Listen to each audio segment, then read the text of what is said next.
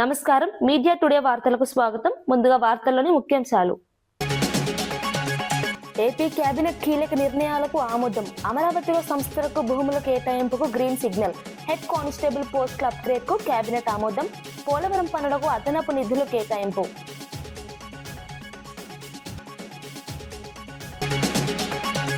మూసీ ప్రాజెక్టుకు డిపిఆర్ ఉందా అని ప్రశ్నించిన హరీష్ రావు. డిపిఆర్ లేకుండానే ఇళ్ల కూల్చివేతలపై హరీష్ విమర్శ.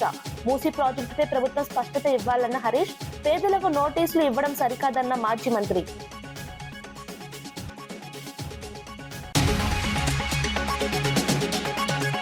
శనగ కొనుగోలులో భారీ కుంభకోణం జరిగిందన్న ఆరోపణ.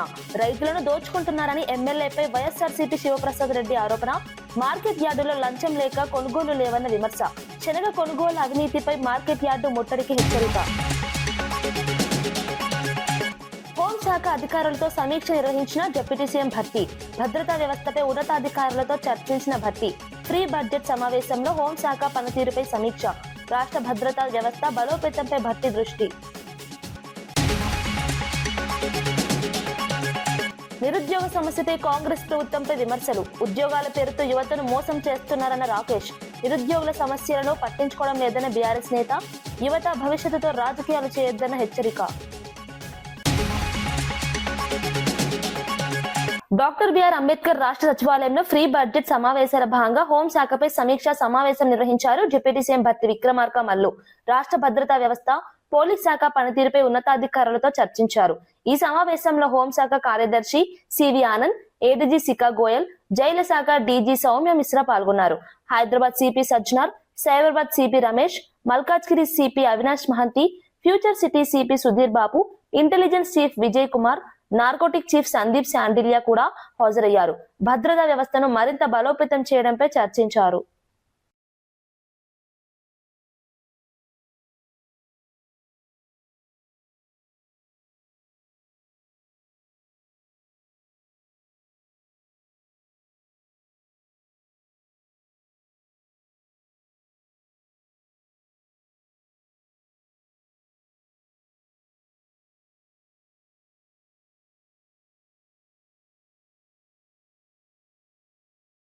మాంగళ్య షాపింగ్ మాల్ నమ్మకానికి మారుపేరుగా నిలుస్తుందని మంత్రి పొంగులేటి శ్రీనివాస్ రెడ్డి అన్నారు. వ్యాపార రంగంలో సుదీర్ఘ అనుభవంతో ఈ సంస్థ అనేక రాష్ట్రాల్లో విస్తరిస్తోందని పేర్కొన్నారు. మార్కెట్లో అందుబాటులో ఉన్న ఉత్తమ నాణ్యత గల వస్తువులను అందిస్తున్నందున మాంగళ్య షాపింగ్ మాల్ రోజు రోజుకు అభివృద్ధి చెందుతున్నారు. వినియోగదారుల నమ్మకాన్ని నిలబెట్టుకుంటూ వ్యాపారాన్ని విస్తరించుకుంటోందని చెప్పారు. నాణ్యతకు ప్రాధాన్యత ఇవ్వడం వల్ల ఈ సంస్థకు మంచి గుర్తింపు వచ్చిందని మంత్రి పొంగులేటి అభిప్రాయం వ్యక్తం చేశారు.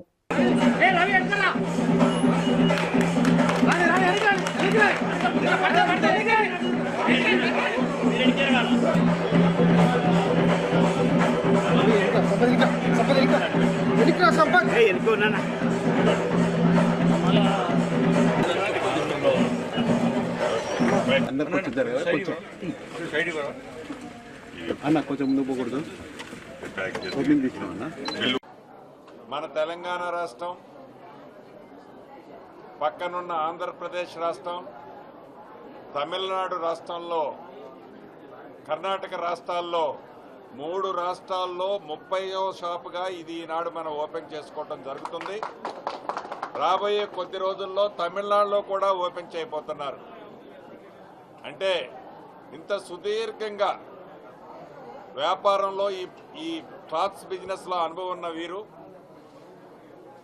సరసమైన ధరలకి బెస్ట్ క్వాలిటీతో నమ్మకానికి మారుపేరుగా డబ్బులకే ప్రాధాన్యత ఇవ్వటం కాకుండా నమ్మకానికి ప్రాధాన్యత ఇస్తూ ది బెస్ట్ రేట్స్కి మార్కెట్లో అవైలబిలిటీలో ఉన్న ది బెస్ట్ క్వాలిటీ మెటీరియల్ని ఇస్తున్నారు. కాబట్టి ఇది దినదిన అభివృద్ధి జరగడానికి దీంట్లో ఉన్న రహస్యం. ఆంధ్రప్రదేశ్ కేబినెట్ సమావేశం ముగిసి పలు కీలక నిర్ణయాలకు ఆమోదం తెలిపింది. మెకానికల్, ఎలక్ట్రికల్, ప్లంబింగ్ పనుల కోసం 2316 కోట్లకు అనుమతి ఇచ్చారు. 119 కోట్ల వ్యయంతో తెలుగు కల్చరల్ సెంటర్ నిర్మాణానికి కూడా కేబినెట్ ఆమోదం తెలిపింది. అమరావతిలో వివిధ సంస్థలకు భూముల కేటాయింపుపై మంత్రివర్గ ఉపసంఘం చేసిన ప్రతిపాదనలను కూడా ఆమోదించారు. అదేవిధంగా 300 మంది హెడ్ కానిస్టేబుల్ పోస్టులను రిజర్వ్ సబ్ ఇన్స్పెక్టర్ పోస్టులుగా అప్గ్రేడ్ చేయడానికి నిర్ణయం తీసుకున్నారు. పోలవరం ప్రాజెక్టు హెడ్ వర్క్స్ లో అదనపు గ్రానైట్ కొనుగోలు, లైనింగ్ పనులకు 23.47 కోట్ల నిధులు కేటాయించారు.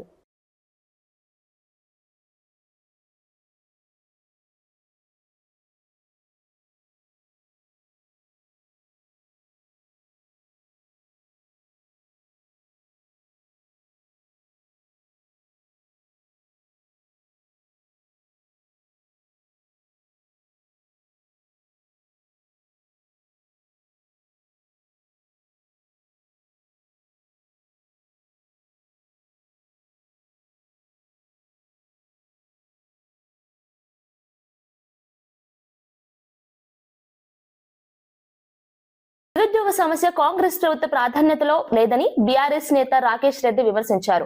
ఉద్యోగాలు ఇస్తున్నామని చెప్పి కేవలం తమ మీడియాకు లీకులు ఇస్తూ నిరుద్యోగులను మోసం చేస్తున్నారని ఆరోపించారు. యువతకు ఉపాధి అవకాశాలు కల్పించడంలో ప్రభుత్వం విఫలమైందన్నారు. నిరుద్యోగుల సమస్యలను పరిష్కరించాల్సిన బాధ్యత ప్రభుత్వానిదేనని చెప్పారు. ఉద్యోగాల పేరుతో నాటకాలు ఆడటం సరికాదని విమర్శించారు. యువత భవిష్యత్తుతో రాజకీయాలు చేయవద్దని ప్రభుత్వాన్ని రాకేష్ రెడ్డి హెచ్చరించారు.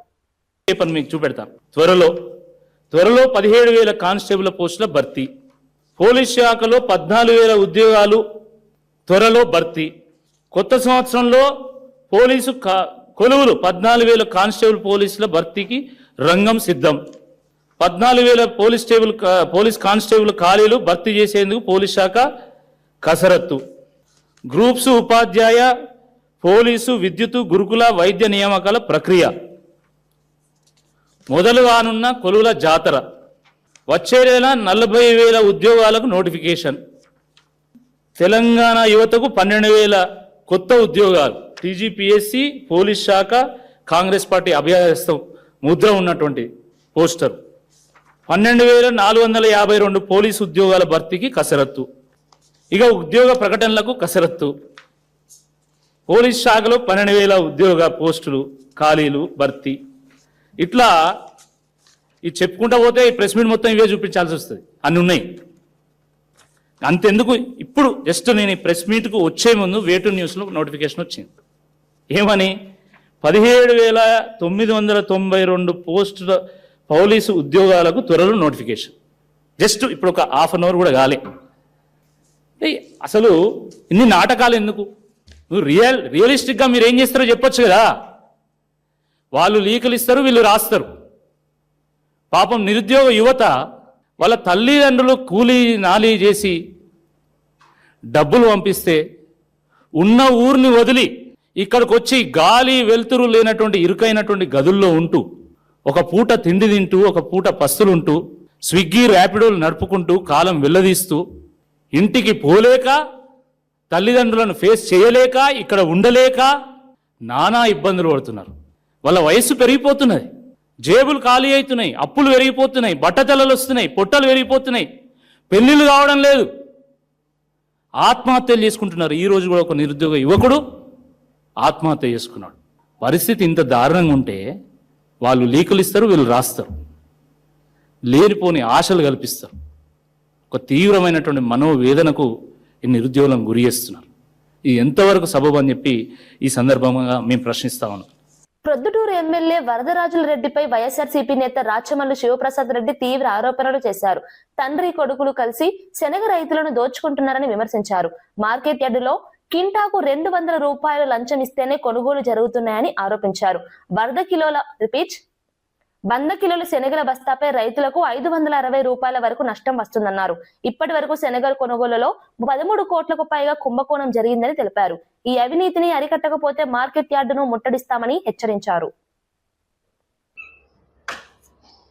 స్వయాన తెలుగుదేశం పార్టీకి సంబంధించిన మాజీ ఇన్ఛార్జి కూడా దీని మీద ఆధారాలు సహా మాట్లాడినారు. వాళ్ళ పార్టీకి సంబంధించిన వాళ్ళే చాలా పత్రికలు కూడా రాస్తున్నాయి.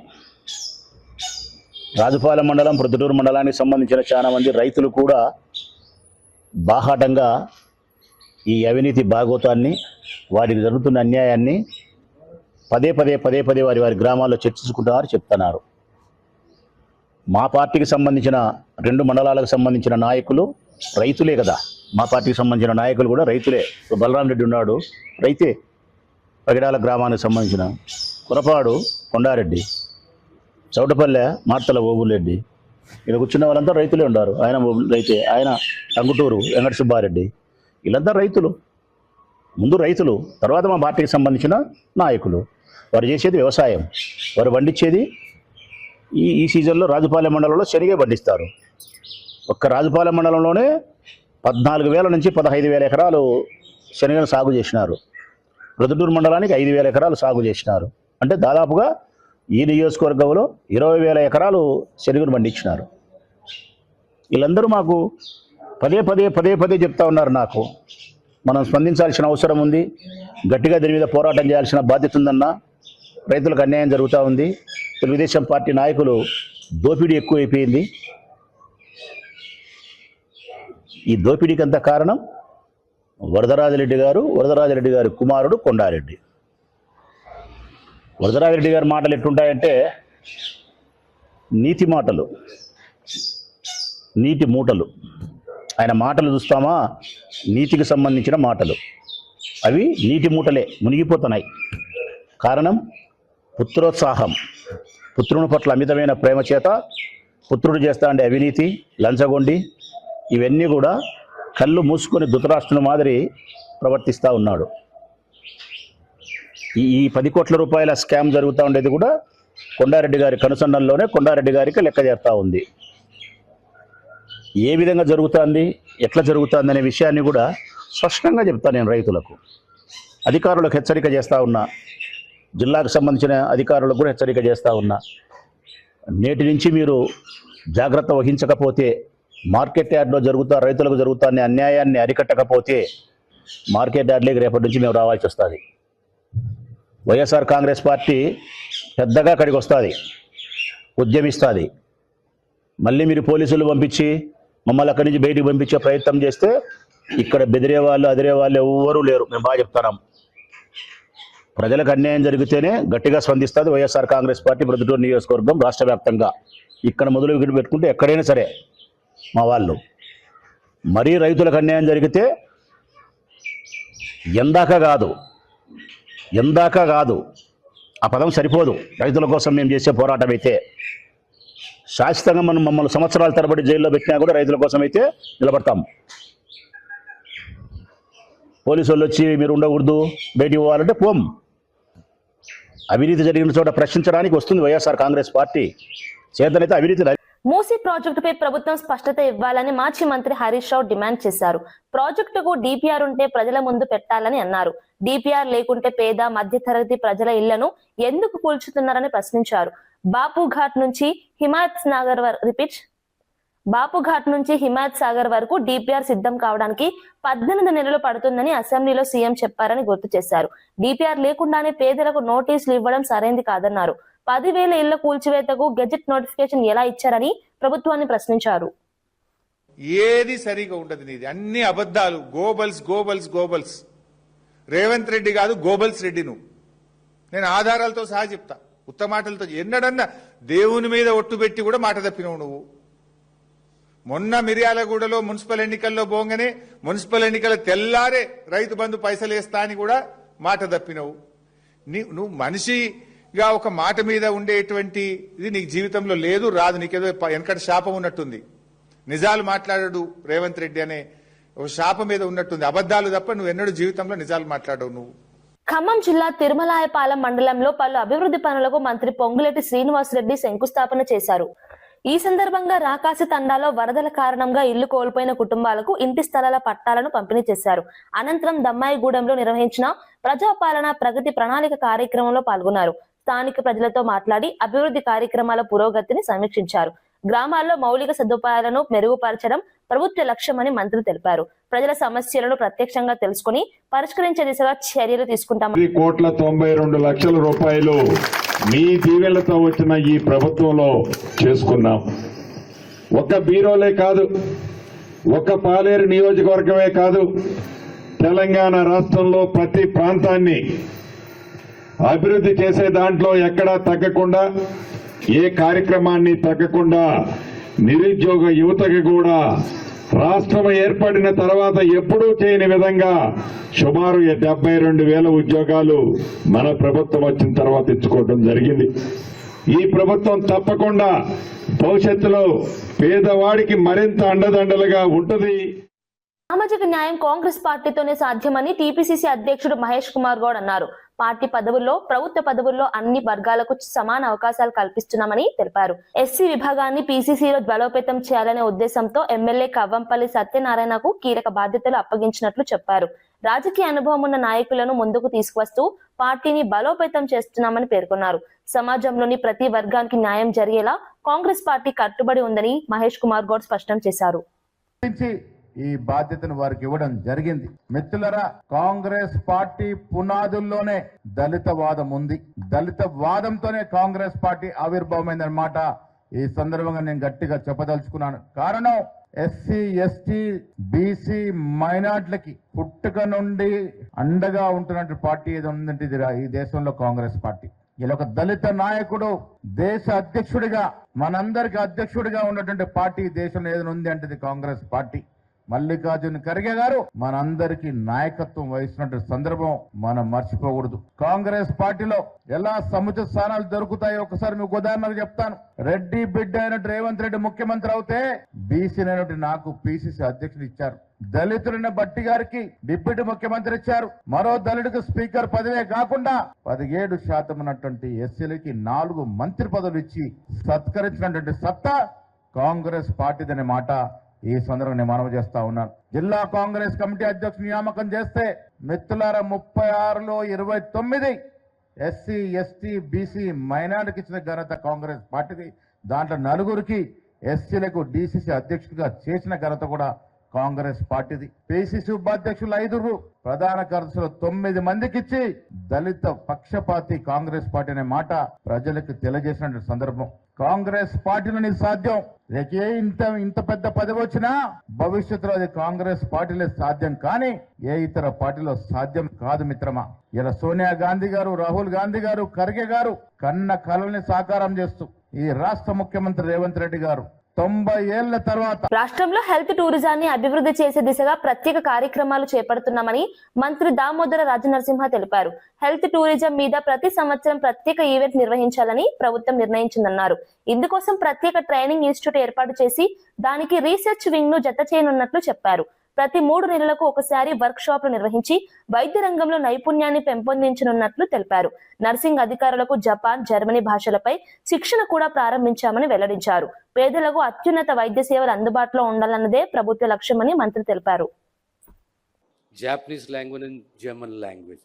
The reason is there is a lot of scope for the nursing officers in these countries. The passion of the government, the commitment of the government, the commitment of my leader is the common man with regard to health services, he should not suffer due to out-of-pocket expenditure. With regard to the education, the quality education, the skill education, the secure education, the comfort education is a need of the hour which my Chief Minister has. I just wanted to share the vision of the government. I once again congratulate Anil and the team for coming up with such a huge, so much of infra and the modern technology, equipment with modern technology. Speaker నిర్ణయంపై కేటీఆర్ చేసిన వ్యాఖ్యలను TPCC అధికార ప్రతినిధి doctor Charan Kaushik Yadav తీవ్రంగా ఖండించారు. దళిత speaker ను అవమానించేలా మాట్లాడడం సరికాదని అన్నారు. గతంలో 2014 నుంచి 2023 వరకు బీఆర్ఎస్ పార్టీ ఇతర పార్టీల నుంచి ఎమ్మెల్యేలు, ఎంపీలు, ఎమ్మెల్సీలను చేర్చుకుని ఫిరాయింపులకు పాల్పడిందని గుర్తు చేశారు. దేశవ్యాప్తంగా బీజేపీ కూడా ఫిరాయింపుల ద్వారా ప్రభుత్వాలు ఏర్పాటు చేసిన ఉదాహరణలు ఉన్నాయని చెప్పారు. పార్టీ ఫిరాయింపుల అంశంపై బీఆర్ఎస్, బీజేపీ మాట్లాడే నైతిక హక్కు లేదని వ్యాఖ్యానించారు. దాడి అని చెప్పేసి ఒక దళిత స్పీకర్ ను పట్టుకొని కేటీఆర్ గారు నోటికి ఏదొస్తే అది మాట్లాడే ప్రయత్నం వారు చేస్తూ ఉన్నారు. వారి వ్యాఖ్యలను తీవ్రంగా ఖండిస్తూ బీఆర్ఎస్ పార్టీ 2014 నుంచి 2023 వరకు 58 మంది ఇతర పార్టీల నుంచి చేర్చుకున్నారు. కాంగ్రెస్ పార్టీ నుంచి, టీడీపీ నుంచి, వైఎస్ఆర్సీపీ నుంచి, అదే కాకుండా బీఎస్పీ నుంచి, సిపిఐ పార్టీ నుంచి, ఆల్ ఇండియా ఫార్వర్డ్ బ్లాక్ నుంచి దాదాపు 58 మందిని ఎమ్మెల్యేలని, ఎంపీలని, ఎమ్మెల్సీని జాయిన్ చేసుకొని పార్టీ ఫిరాయింపుల పాల్పడితే బీఆర్ఎస్ పార్టీ 2014లో కావచ్చు, 2018లో కావచ్చు. 2014లో 63 స్థానాలు గెలిచినప్పుడు పార్టీ ఫిరాయింపులకు పాల్పడ్డారు. 2018లో 190 స్థానాలు గెలిచినప్పుడు కూడా పార్టీ ఫిరాయింపులకు పాల్పడి తెలంగాణ రాష్ట్రంలో ప్రజాస్వామ్యం లేకుండా చేసిందే బీఆర్ఎస్ పార్టీ. టీడీఎల్పీ ఆనాడే రాజ్యసభలో మెర్జ్ అయినప్పుడు ఇప్పుడు ఆంధ్ర రాష్ట్రంలో చంద్రబాబు నాయుడు గారు ఎట్లా టీడీపీ నుంచి ముఖ్యమంత్రిగా ఉన్నారు? దానికి సమాధానం బండి సంజయ్ గారు చెప్పాలి. దేశంలో పార్టీ ఫిరాయింపులకు పాల్పడేది భారతీయ జనతా పార్టీ. ఏకంగా మహారాష్ట్రలో శివసేన ఎన్సీపీ చీల్చి ఏ విధంగా అధికారంలోకి వచ్చిరో చూశారు. కర్ణాటకలో ఏ విధంగా కాంగ్రెస్ పార్టీ కావచ్చు, అదే కాకుండా జనతాదళ్ సెక్యులర్ ఏ విధంగా చీల్చి అధికారులకు వచ్చారు కర్ణాటక ప్రజలు చూశారు. అదే కాకుండా మధ్యప్రదేశ్ లో కాంగ్రెస్ పార్టీని చీల్చి ఏ విధంగా మధ్యప్రదేశ్ లో భారతీయ జనతా పార్టీ అధికారులకు వచ్చారో ఆ రాష్ట్ర ప్రజలు కూడా చూశారు. కాబట్టి పార్టీ ఫిరాయింపుల గురించి భారతీయ జనతా పార్టీ అయినా లేదు బీఆర్ఎస్ పార్టీ ఎంత తక్కువ మాట్లాడుతుందో మంచిది. ఈ దేశంలో పార్టీ ఫిరాయింపులు అత్యధికంగా పాల్పడేదే భారతీయ జనతా పార్టీ, తెలంగాణ రాష్ట్రంలో బీఆర్ఎస్ పార్టీ. ఈ రెండు పార్టీలకు మాట్లాడే నైతిక అర్హత లేదు. బండి సంజయ్ గారైనా కేటీఆర్ గారైనా తెలంగాణ రాష్ట్ర ప్రజలను తప్పుదారి పట్టించే ప్రయత్నం, అదేగాక ఒక దళిత స్పీకర్ను అవమానించే ప్రయత్నం జరుగుతూ ఉంది. దేశంలో భారతీయ జనతా పార్టీ ఏ విధంగా ఈడీ ఇన్కమ్ ట్యాక్స్ సిబిఐని ఏ విధంగా వాడుకుంటుందో దేశ ప్రజలు చూసారు. లాస్ట్ ఎలక్షన్ కమిషన్ కూడా వాడుకునే ప్రయత్నం, అదే కాకుండా పార్లమెంట్ లో స్పీకర్ ఓం బిర్లాను కూడా వాడుకొని ప్రతిపక్షాల గొంతు నొక్కే ప్రయత్నం కూడా భారతీయ జనతా పార్టీ చేస్తా ఉంది. ప్రజాస్వామ్యం గురించి భారతీయ జనతా పార్టీ మాట్లాడితే దేశ ప్రజలు నవ్వుకుంటారు మిస్టర్ బండి సంజయ్ గారు. అదే కాకుండా కేటీఆర్ గారు దళిత స్పీకర్ అవమానించడాన్ని. అన్నదాత సుఖీభవ పథకం కింద ఆంధ్రప్రదేశ్ ప్రభుత్వం రైతులకు ఆర్థిక సహాయం అందిస్తోంది. కూటమి ప్రభుత్వం రైతులకు సంవత్సరానికి 20,000 రూపాయల సహాయం అందిస్తున్నట్లు మంత్రి మర్రెడ్డి శ్రీనివాస్ రెడ్డి తెలిపారు. మూడో విడతలో భాగంగా ముఖ్యమంత్రి చంద్రబాబు నాయుడు 46,85,838 మందికి రైతుల బ్యాంకు ఖాతాల్లో 8,935 కోట్ల రూపాయలను జమ చేస్తున్నారు. ప్రతి రైతుకు 6,000 రూపాయలు జమ అవుతున్నట్లు తెలిపారు. విత్తనం నుంచి మార్కెట్ వరకు వ్యవసాయాన్ని బలోపేతం చేస్తున్నామని ప్రభుత్వం పేర్కొంది. పంట కొనుగోలు చేసిన 24 నుంచి 48 గంటల్లో రైతులకు చెల్లింపులు జరిగేలా చర్యలు తీసుకుంటున్నట్లు అధికారులు వెల్లడించారు. మీ ప్రభుత్వ హయాంలో సంవత్సరానికి 1,000-1,200 మంది రైతాంగం ఆత్మహత్యలు చేసుకుని భారతదేశ చరిత్రలో 13 జిల్లాల చిన్న రాష్ట్రం రైతుల ఆత్మహత్యల్లో 3వ స్థానంలో, కౌలు రైతుల ఆత్మహత్యల్లో 2వ స్థానంలో నిలిచింది అంటే వ్యవసాయం పట్ల మీ ప్రభుత్వం యొక్క బాధ్యత లేని తనం చాలా స్పష్టంగా కనపడింది. ఈ రోజు కూటమి ప్రభుత్వం అన్నదాత సుఖీభావకి 20,000 రూపాయలు అందించేటువంటి దాంట్లో 46,80,000 మందికి మేము స్పష్టంగా చెప్తున్నాం. మీ ప్రభుత్వ హయాంలో చెప్పినట్టు కాకి లెక్కలు చెప్పడం లేదు. 5 సంవత్సరాలు బారుకి కూడా 13,500 రూపాయల చొప్పున 67,500 రూపాయలు తమ ఖాతాల్లో జమపడిన రైతు ఒక్కడైనా మీ ప్రభుత్వ హయాంలో ఉన్నాడా? రైతాంగాన్ని మభ్యపెట్టినటువంటి ఘనత మీది. చేతైతే అవకాశం ఉంటే విలువైన సలహాలు ఇవ్వండి. ఖచ్చితంగా తీసుకొని రైతాంగానికి అది మేలు జరిగేదైతే ఖచ్చితంగా ఇంప్లిమెంట్ చేయడానికి ఈ ప్రభుత్వం సిద్ధంగా ఉందని చెప్పేసి తెలియజేస్తూ లేనిపోయిన అబండాలు, అసత్యాలు, అర్ధసత్యాలని మానుకోమని చెప్పి విజ్ఞప్తి చేస్తూ ఉన్నారు. తిరుమల శ్రీవారిని కేంద్ర సహాయ మంత్రి ఎల్ మురుగన్ దర్శించుకున్నారు. ఆయనతో పాటు తమిళనాడు బీజేపీ అధ్యక్షుడు నైనార్ నాగేంద్రన్ కూడా స్వామివారిని దర్శించుకున్నాడు. ఆలయంలో ప్రత్యేక పూజలు నిర్వహించి దేశాభివృద్ధి, ప్రజల ఆరోగ్యం కోసం స్వామివారిని ప్రార్థించారు. ప్రపంచం యుద్ధ వాతావరణంలో ఉన్నప్పటికీ ప్రధాని మోదీ నాయకత్వంలో భారత్ సురక్షితంగా ఉందని మురుగన్ తెలిపారు. భారతదేశం మరింత శక్తివంతమైన దేశంగా ఎదగాలని కోరుకున్నట్లు నైనార్ నాగేంద్రన్ వెల్లడించారు. అనంతరం ఆలయ అధికారులు వారికి తీర్థ ప్రసాదాలు అందజేశారు. சட்டப்படி நடவடிக்கை எடுக்கப்படும் என திருமலை திருப்பதி தேவஸ்தானம் எச்சரிக்கிறது.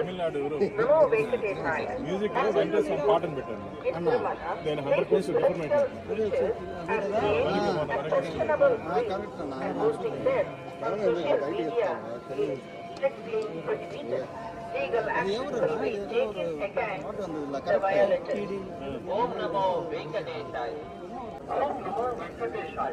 भक्तों को सूचना तिरुमला क्षेत्र में राजनीतिक भाषण देना और आपत्तिजनक रील बनाकर सोशल मीडिया पर पोस्ट करना वर्जित है। उल्लंघन करने वालों के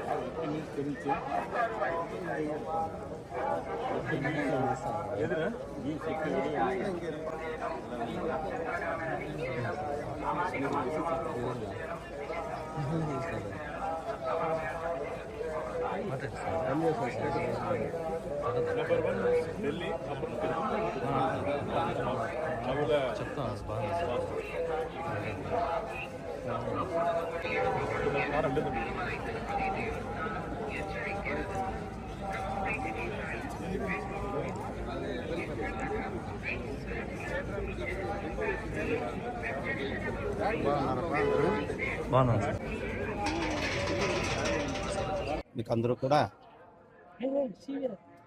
Today, I came along with my state president and Banu Prasad Reddy ji, and we had a darshan and we took Ashirwad and we had a pray to the Venkadachalamadi Perumal to progressive and wellness and prosperity of the country. Our country is very safe.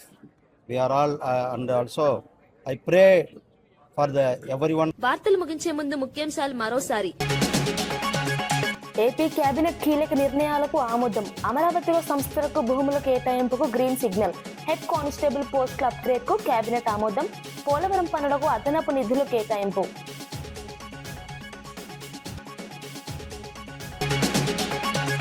Musi ప్రాజెక్టుకు DPR ఉందా అని ప్రశ్నించిన Harish Rao. DPR లేకుండానే ఇళ్ల కూల్చివేతలపై హరీష్ విమర్శ. మూసీ ప్రాజెక్టుపై ప్రభుత్వం స్పష్టత ఇవ్వాలన్న హరీష్, పేదలకు నోటీసులు ఇవ్వడం సరికాదన్న మాజీ మంత్రి.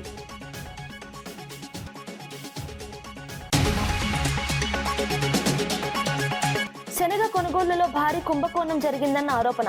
రైతులను దోచుకుంటున్నారని ఎమ్మెల్యేపై వైఎస్ఆర్సీపీ శివప్రసాద్ రెడ్డి ఆరోపణ. మార్కెట్ యార్డులో లంచం లేక కొనుగోలు లేవన్న విమర్శ. శనగ కొనుగోలు అవినీతిపై మార్కెట్ యార్డు ముట్టడికి హెచ్చరిక. హోంశాఖ అధికారులతో సమీక్ష నిర్వహించిన డిప్యూటీ సీఎం భట్టి. భద్రతా వ్యవస్థపై ఉన్నతాధికారులతో చర్చించిన భట్టి. ఫ్రీ బడ్జెట్ సమావేశంలో హోంశాఖ పనితీరుపై సమీక్ష. రాష్ట్ర భద్రతా వ్యవస్థ బలోపేతంపై భట్టి దృష్టి. నిరుద్యోగ సమస్యపై కాంగ్రెస్ ప్రభుత్వంపై విమర్శలు. ఉద్యోగాల పేరుతో యువతను మోసం చేస్తున్నారన్న రాకేష్. నిరుద్యోగుల సమస్యలను పట్టించుకోవడం లేదన్న బీఆర్ఎస్ నేత. యువత భవిష్యత్తుతో రాజకీయాలు చేయొద్దన్న హెచ్చరిక. ఇవి ఈనాటి వార్తా విశేషాలు. మరో బులెటిన్లో మళ్ళీ కలుద్దాం. నమస్కారం.